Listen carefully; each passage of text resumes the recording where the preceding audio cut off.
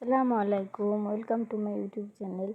আজ আমি আপনাদের সাথে শেয়ার করছি একটি সিম্পল রেসিপি, লাউ শাক দিয়ে টাকি মাছের চচ্চড়ি। চলুন দেখে আসি কিভাবে রান্না করছি।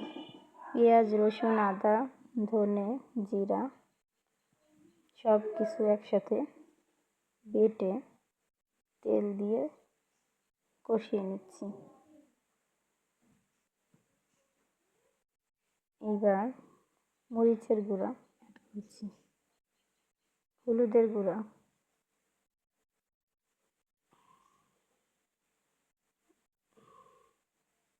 ভালোভাবে কষিয়ে নিচ্ছি।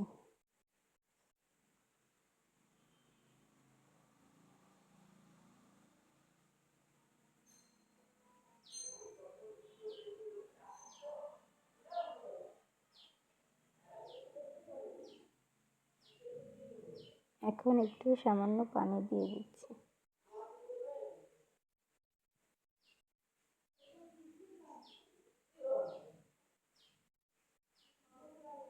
এবার কেটে ধুয়ে রাখা লাউ শাক এবং আলু দিয়ে ভালো করে কষিয়ে নেব। টাকি মাছটি আগে ভেজে তুলে রেখেছিলাম। লাউ শাকে একটু পানি থাকবে না, একদম শুকিয়ে যাবে।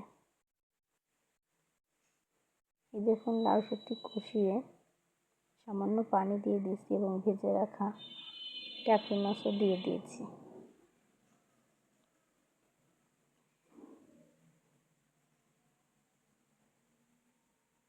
এই পুরা ঝোলটা টানিয়ে নিতে হবে, তেল ছেড়ে দেবে, তখন নামিয়ে নিতে হবে। এই দেখুন, আমার লাউ শাক আর টাকি মাছের চচ্চড়ি রেডি। আপনার বাড়িতে অবশ্যই ট্রাই করবেন, আশা করি ভালো লাগবে। আসসালামু আলাইকুম।